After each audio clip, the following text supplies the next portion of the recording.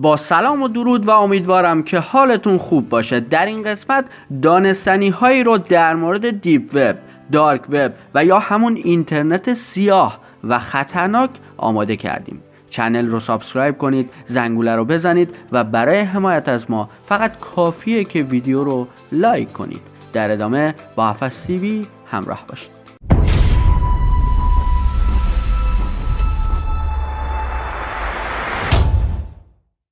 قبل از اینکه این ویدیو رو شروع کنیم باید بگم که این ویدیو فقط جنبه اطلاعات عمومی داره و هرگز این کار رو انجام ندید و سراغ دیپ وب نرید، حتی برای یک بار. برای شروع باید بگیم که دیپ وب یک محتوا از وب پنهانه و به راحتی در دسترس عموم قرار نمیگیره. دیپ وب بزرگترین طبقه بندی رو به افزایش اطلاعات در وب یا همون اینترنته.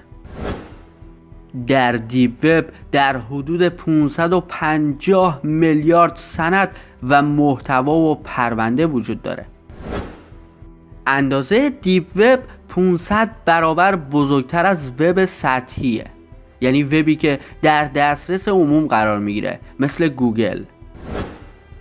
برای دسترسی به وب پنهان یا همان اینترنت سیاه به مرورگر تور نیاز دارید، اما باز هم میگم هیچ وقت این کار رو انجام ندین. جالبه بدونید که هر روز در حدود 30,000 وبسایت در دیپ وب هک میشه. در این وب افرادی وجود دارن که در ازای دریافت فقط چند سنت جزئیات کارت اعتباری دیگران رو به فروش میرسانند.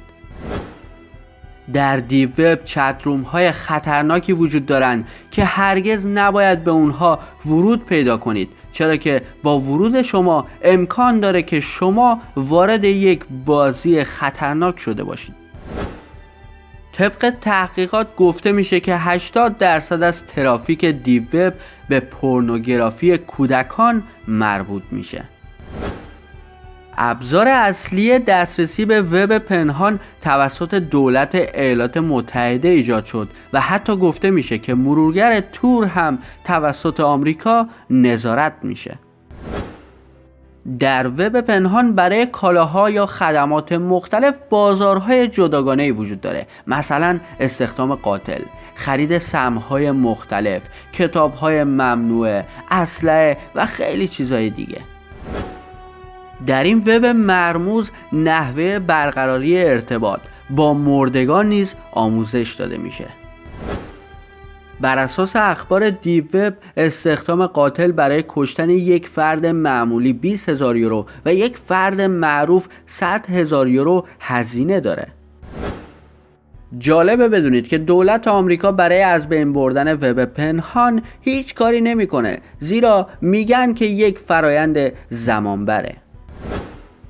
در این وب شما حتی میتونید که روح کودکان سرق شده رو نیز خریداری کنید. گفته میشه که بدون استفاده از براوزر تور هویت شما شناخته خواهد شد و در معرض بدافزارها قرار خواهید گرفت. اما من بهتون میگم به هیچ عنوان سراغ این وب نرید، چه با تور چه بی تور. و این رو هم باید بهتون بگم که بسیاری از مطالب این ویدیو رو بنده سانسور کردم، چون اصلا قابل گفتن نیست. فقط خواستم این ویدیو رو بسازم، چرا که بسیاری از شماها در کامنت ها درخواست کرده بودید و میخواستید دربارش بدونید و این ویدیو رو ساختم که بگم به هیچ عنوان دنبال این وب نرید، به هیچ عنوان.